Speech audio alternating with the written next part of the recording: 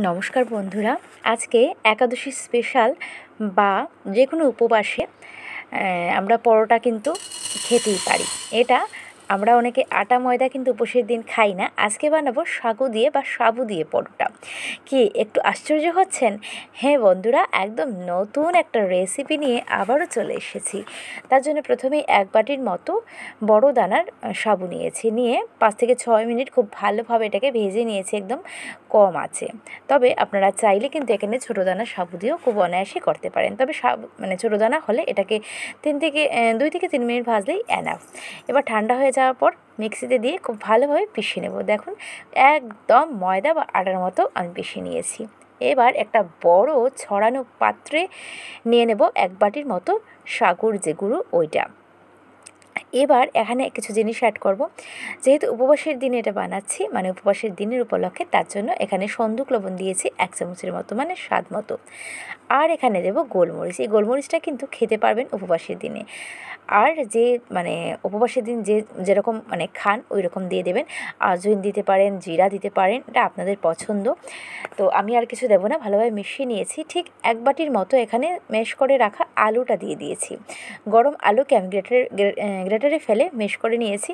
তো ওই আলুটা দিয়ে খুব ভালোভাবে প্রথমে একটু ডোটা মাখার চেষ্টা করব। তবে যেহেতু সাগুটা না খুব জল টানে, তার জন্য আমি 1/2 কাপের মতো গরম জল করে রেখেছিলাম আগেই।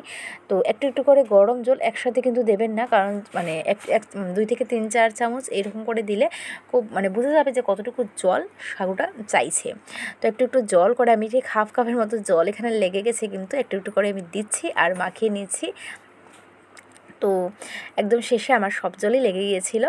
আর এরপরেও এতটা জল শোক করে সাগুটা একদম আমি এটাকে রেস্টে রাখার পর এটা অনেকটাই হার্ড হয়ে যায়, আমি দেখাচ্ছি। তো ভালোভাবে দেখো ডোটা মাখিয়ে নিচ্ছি। তবে তার আগে আমি এখানে ঠিক 1 চামচের মতো ঘি দিয়ে দিচ্ছি। এই টাইমে ঘিটা দিলে সাগুর ফ্লেভারটা বেশ ভালো আসে। তোমরা চাইলে সাদা তেল দিতে পারো বা বাটার দিতে পারো। তো ঘিটা দেওয়ার পর আবার একটা মন্ডের মতো এটাকে তৈরি করে নিয়েছি। দেখো এবার এটাকে রেস্টে রাখবো 15 থেকে 20 মিনিট। তবে আমার কাছে হাতে টাইম ছিল না দেখে 5 মিনিটের বেশি আমি রাখতেই পারিনি। তো দেখো এবার ডো তৈরি করব। তবে এই সাগুর পরোটা বা লুচি বা রুটি যাই বলো, এগুলি করতে একটু খ্যাপা আছে, কারণ এগুলি ফেটে যায় চারদিকে। তো আমি কি করব তোমাদের অবশ্যই দেখাবো। প্রথমে একটা ডো তৈরি করেছি একটা বড় দেখে। আর এখন দেখো ব্রাহ্মণ সটি নিয়েছি, যেটা ময়দার পুরি বা আটার মতো কাজ করবে, যে আমরা বেলনি দিয়ে বেলি যে ওইটার মতো আর কি। সামান্য একটু সটি একটু ছড়িয়ে দিয়েছি, দিয়ে এটাকে সুন্দর করে গোল করে বানিয়ে নেব। তবে হ্যাঁ বন্ধুরা, এটা কিন্তু একদমই গোল হবে না, রুটির মতো হবে না বা ময়দার লুচির মতো হবে না। এটা তোমরা অবশ্যই দেখবে এটা কীরকম হয়। এটা একদম চারদিকে ফেটে ফেটে যাবে। তবে এই রকম করলে কিন্তু কাউকে সার্ভ করলে এটা দেখতে ভীষণ বাজে লাগে। আমার নিজেরও প্রচণ্ড বাজে লাগে জিনিসটা।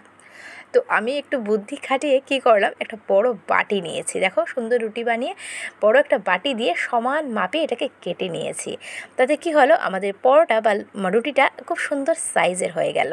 আর কাউকে যদি সার্ভও করো, দেখতে বেশ ভালো লাগবে। তোমার হাতের প্রশংসা কিন্তু করতে বাধ্য। আর এটাকে বেশি পাতলা করিনি, বেশি মোটাও না, যেভাবে পরোটা হয় নর্মালি পরোটা ওই রকমই বানিয়েছি। এইভাবে করে সবকটা পরোটা আমি রেডি করে নেব, আর সাইডেরগুলো দিয়েও পরোটা বানিয়ে নেব। এবার একটা তাওয়া বসিয়ে নিয়েছি।